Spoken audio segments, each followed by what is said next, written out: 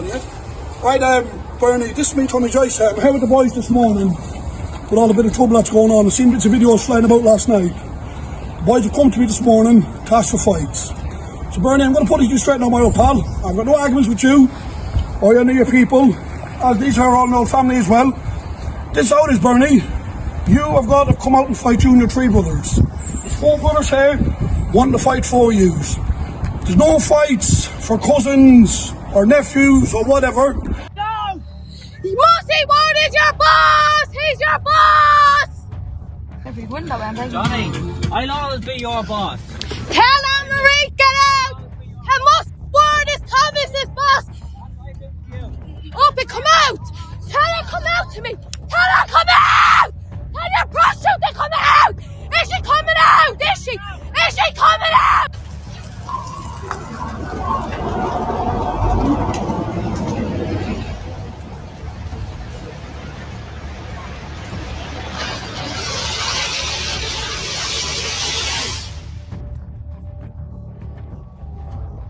October 10th, 2024, 9 o'clock in the morning. St. Joseph's School in Longford carried the familiar hum of a weekday morning. Parents pulled up in cars, children spilled onto the pavement, their backpacks swinging as they hurried toward the gates. Laughter, chatter, and the muffled sound of car engines filled the air. Among them stood Patrick Stokes, a 28-year-old father, waving off his own child. For those nearby, it was an ordinary scene, one that carried no sense of threat. Then, everything changed. The sound of tires screeching tore through the street as a flatbed truck skidded around the corner, grinding to a halt and blocking traffic. Three men leapt out. One held a shovel, another clutched a jagged homemade weapon known as a screener. A woman ran alongside them, her phone raised as if to capture what was about to happen. The attackers surged toward Patrick. The shovel swung, the blade flashed. In seconds, Patrick was on the ground, a screener driven deep into his stomach. Parents gasped, shielding their children, some dragging them away in terror. Blood seeped across the pavement where minutes before children had been walking to school. The assailants fled as quickly as they had arrived. Patrick lay crumpled on the street, gravely wounded. Detectives arrived quickly, sealing off the school road. To many in Longford, there was little mystery about what had happened. The ambush was not random. It was the latest eruption in a bitter feud between traveller families that had plagued the town for decades. The Stokes family, to which Patrick belonged, had long been embroiled in these violent disputes. Across the years, clashes with rival families such as the Keenans left trails of broken windows, burned out cars, and blood on the streets. Old grudges, stretching back to the 1990s, had never truly gone away. Instead, they passed through generations, resurfacing with each insult, each act of retaliation. To understand why Patrick was stabbed outside a school in 2024, the story had to rewind to the earlier years when the fires of the feud reignited. January 2019. At Longford Island, the town found itself overwhelmed as 7 feuds involving 14 traveller families erupted simultaneously. Some disputes pitted clan against clan. Others fractured families from within. Among them was the Stokes family. On April 1st, 2019, a confrontation exploded in the car park of an Aldi supermarket.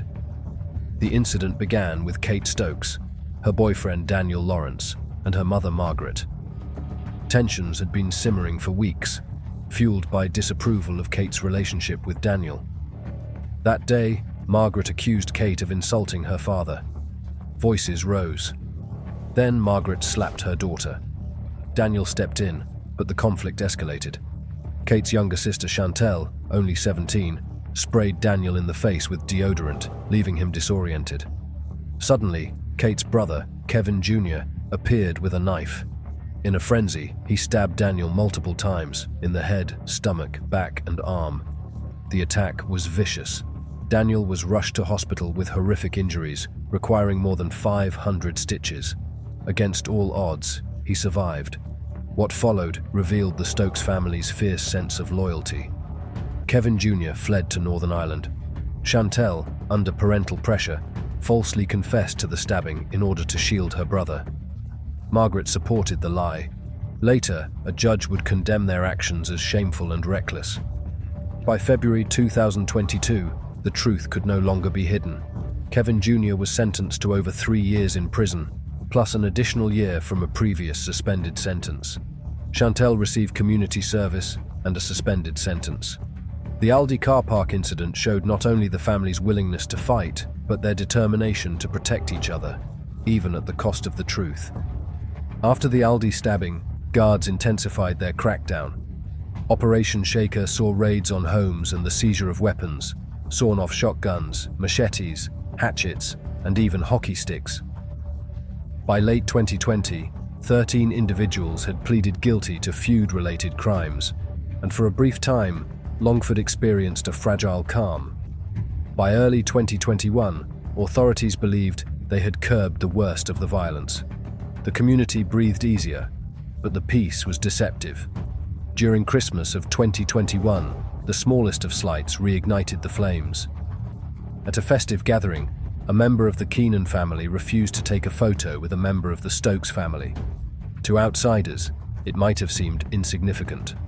Within Longford's tense atmosphere, it was an insult that could not be ignored. Harsh words turned into threats. By New Year's Eve, voices shouted promises to smash windows and attack houses. The fragile peace shattered. On January 24, 2022, violence erupted in the Adnacara housing estate on the edge of Longford.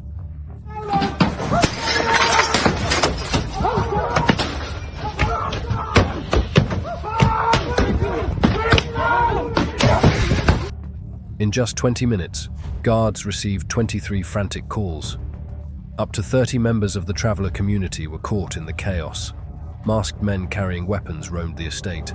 Shouts, screams, and gunshots echoed through the streets. On Palace Crescent, the conflict reached its peak. On one side stood Jaime Denigan, allied with the Stokes family. Opposing him were members of the Keenan family and their associates. Witnesses later recalled Jaime raising a shotgun and firing 2 blasts.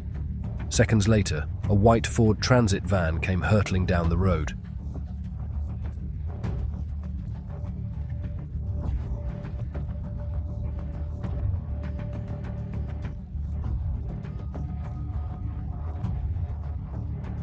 It was driven by Michael Ward Jr., a Keenan associate. The van struck Jaime at close to 60 kilometers an hour, sending him sprawling across the street. Many thought he was dead. When guards arrived, they found Jaime stripped down to his vest and boxer shorts, tended to by his wife. Investigators later recovered shotgun shells and parts of a firearm from a nearby storm drain, suggesting efforts to conceal evidence. Incredibly, Jaime survived with only cuts and bruises. Arrests followed. Jaime faced firearms charges. Michael Ward Jr. was charged over the van attack, and others were accused of violent disorder. Yet, as so often in these feuds, witnesses withdrew their statements. By July 2024, the case concluded with reduced charges and comparatively lenient sentences. The cycle of violence was intact. The feud spilled increasingly into public spaces. On March 16, 2022, a fight broke out in the car park of Longford's shopping centre. Women from rival families clashed, wrestling on the ground as crowds watched. Video footage spread quickly on Facebook. Mossy Ward is your boss! He's your boss! By May, 4 women faced charges for affray and threatening behaviour. Later that month, another confrontation erupted outside a Topaz service station. Johnny, I'll always be your boss. Tell Anne-Marie, get out! And Mossy Ward is Thomas's boss! Up and come out! Tell her come out to me! Tell her come out! Tell your prostitute to come out! Is she coming out? Is she? Is she coming out? A video captured vehicles blocking traffic while insults were shouted across the road. No blows were struck, but the display was bold and defiant, evidence that the feud was being waged as much in public spectacle as in violence. On April 5, 2022, matters escalated again. In the middle of the day, inside Luigi's fast food takeaway on Longford's Main Street, Patrick Stokes launched a brutal knife attack on Martin McDonald. His wife, Justinta, filmed the assault on her phone. Customers, including children, watched in terror as the fight unfolded behind the counter. The takeaway's owner, Peter Vela, intervened, suffering a serious hand injury, but saving McDonald's life. Patrick was later sentenced to 7.5 years in prison, though a portion of the sentence was suspended. To the community's shock, he returned to Longford by late 2024, far earlier than expected. As violence flared through 2022, the town began to feel the strain. Business owners reported empty shops at midday. Taxi drivers spoke of smashed windows and random attacks. Residents avoided the town centre, some even travelling to neighbouring counties to shop. Community leaders wrote to the Minister for Justice and the Garda Commissioner, calling for greater resources and stricter sentencing. Garda officials insisted the feud involved only a small group, but the fear spread far beyond those directly involved. That fear turned to horror in October 2024, when the feud reached the gates of a primary school. Patrick Stokes, recently back in Longford, was ambushed by David Joyce and the Keenan brothers, Martin and John. They attacked him with a shovel and a screener, while Winnie Keenan filmed the assault. Patrick staggered away, bleeding heavily, before collapsing at a nearby GP clinic. He was airlifted to Dublin, where surgeons performed 2 emergency operations to save his life. Within days, guards arrested 4 suspects. David Joyce was remanded to Clover Hill Prison. Martin and John Keenan were denied bail due to fears of reoffending. Winnie Keenan, who filmed the attack, secured bail under strict conditions. The town once again was shaken to its core. The feud no longer played out only on the streets. Social media became its own battleground. Elders from the traveller community urged peace, posting videos that called for calm and reconciliation. But younger family members mocked rivals online, live-streaming taunts and trading insults in front of hundreds of viewers. Some of the language was cruel, crude, and designed to provoke. Rumours of a truce surfaced in November 2024, raising hopes of an end. Guards neither confirmed nor denied, but acknowledged there were ongoing talks. By early 2025, Longford streets were quieter. Many of the central figures were behind bars or recovering from injuries.